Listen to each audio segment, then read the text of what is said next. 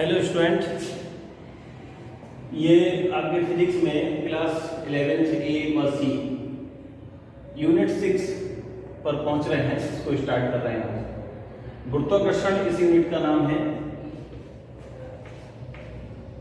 Gravitation. इस unit में 2 chapter हैं।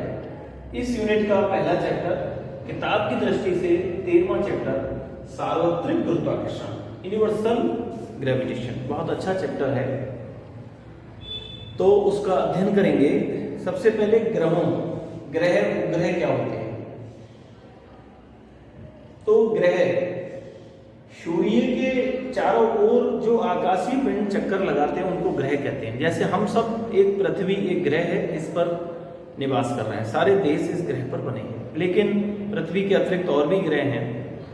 कभी 9 की चर्चा होती है, कभी 10 की होती है, कभी 8 की होती है। पहले किताबों में 9 ग्रह के नाम रहते थे। तो सूर्य से कुछ ग्रह पास हैं, कुछ दूर हैं। सूर्य हो गया ग्रह, ऐसे चक्कर लगा रहे हैं, ये कुछ पास हो गए, कुछ दूर हो गए। सबकी अपनी अपनी कक्षाएं हैं, सबके अपने अपने वेग हैं, सबके अपने अपने वजन हैं, द्रव्यमान हैं। तो सूर्य से दूरी के बढ़ते क्रम में ग्रहों के नाम, जैसे ग्रह है बुध है, सबसे निकट सूर्य, फिर शुक्र है, उसके बाद पृथ्वी, उसके बाद मंगल, फिर बृहस्पति, फिर शनि, उसके बाद है यूरेनस, और फिर है नेपच्यून, फिर है प्लूटो। तो ये 9 ग्रह के नाम आपने बता दिए। बुध, शुक्र, पृथ्वी, मंगल, बृहस्पति, शनि, यूरेनस, नेपच्यून और प्लूटो। सूर्य से दूरी के बढ़ते क्रम में ये ग्रहों के नाम हैं।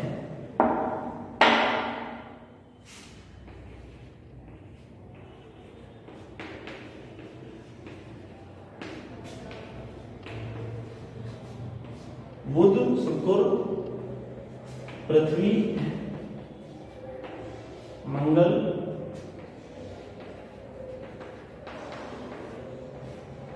बृहस्पति,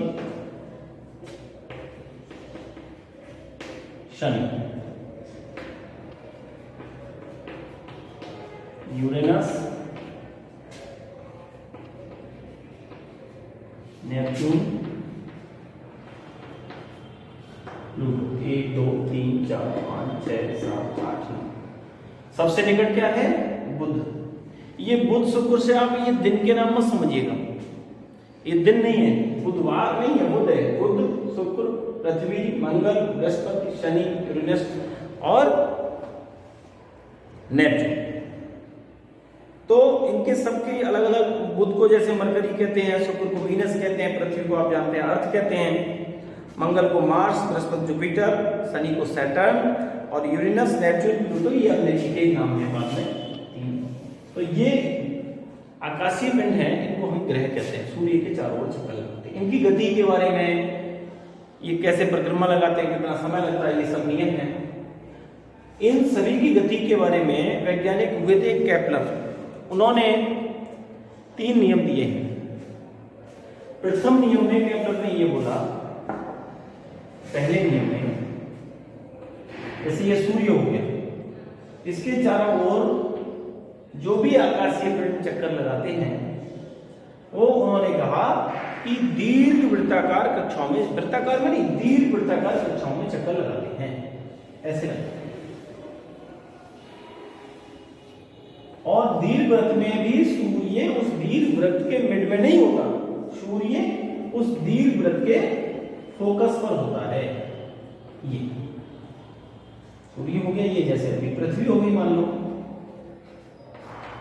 पहला नियम उन्होंने ये निष्कर्ष निकाला। दूसरा, उन्होंने कहा किसी भी ग्रह को सूर्य से मिलाने वाली रेखा समान समय में समान क्षेत्रफल तय करती है। जैसे पृथ्वी जब यहाँ आ गई, इतना क्षेत्रफल तय किया, सूर्य पृथ्वी को मिलाने वाली रेखा बी बिंदु पर आ गई। ए से माना, ए से बी तक आने में इसको 10 दिन का समय लगा।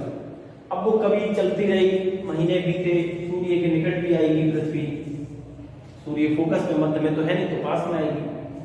तो सी से डी, सी बिंदु पर आ गई, सूर्य से ग्रह को मिलाने वाली लाइन हो गई। तो यहां पर भी 10 दिन में सूर्य व ग्रह को मिलाने वाली रेखा उतना ही क्षेत्रफल तय करेगी जितना कि उधर 10 दिन में किया था, अर्थात समान समय में समान क्षेत्रफल तय करती है सूर्य व ग्रह को मिलाने वाली रेखा। दूसरा नियम ये दिया था।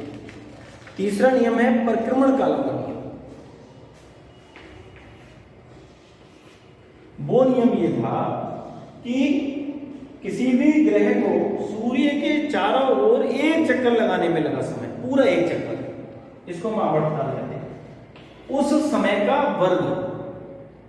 अब ये पूरा रास्ता है, ये दीर्घवृत्त है, तो इसमें एक बड़ी अक्ष होगी, एक छोटी अक्ष होगी। तो ये जो बड़ी अक्ष है, बड़ी वाली, उसके भी आधा, उसकी घन मतलब उसकी 3 पावर के समानुपाती होता है। अर्थात तीसरा नियम उन्होंने क्या बोला, किसी भी ग्रह को सूर्य के चारों ओर एक चक्कर लगाने में लगे समय का वर्ग, ये जो दीर्घवृत्त है उसकी बड़ी अक्ष के आधे के क्यूब के अर्थात घन के अनुक्रमानुपाती होता है। ये 3 नियम उन्होंने दिए हैं। मैं नियमों को ठीक से क्रमबद्ध तरीके से लिखकर आपको भेजूंगा। तो ये 3 नियम दिए।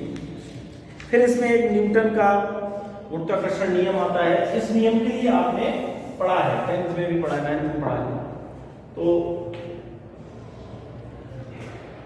1686 में वैज्ञानिक न्यूटन ने उन्होंने ये नियम दिया था। उन्होंने कहा था कोई भी आकाशीय पिंड जिनमें द्रव्यमान होगा, कोई भी 2 आकाशीय पिंड किसी भी जगह रखे हों ब्रह्मांड में, किसी भी उनमें द्रव्यमान m1 m2 है, बीच की दूरी r है, तो इनके बीच बल लगेगा, सदैव एक दूसरे को आकर्षित करेंगे।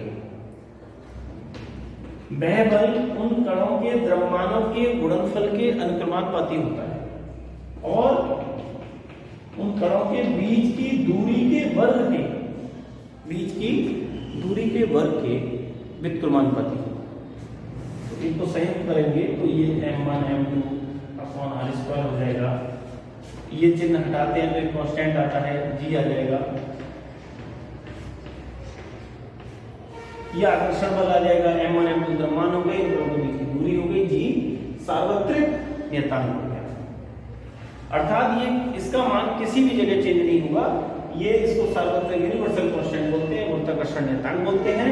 इसका मान 6.67 × 10⁻11 न्यूटन मीटर स्क्वायर प्रति किलोग्राम होता है।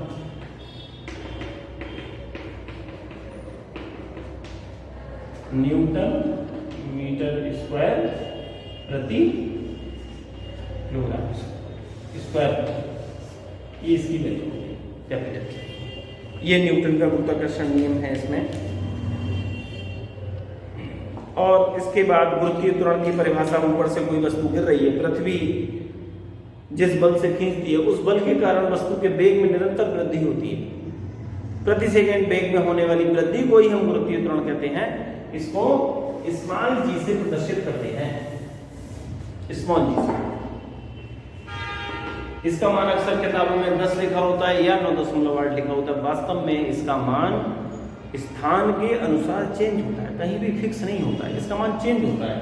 स्थान कहाँ है, कहाँ हम इसकी बातचीत कर रहे हैं, समुद्र किनारे कुछ और है, पहाड़ों पर इसका मान कुछ और है, चंद्रमा पे कुछ और है, इसका मान चेंज होता रहता है। स्थान के हिसाब से बताएंगे क्यों चेंज होता है। तो ये टॉपिक है।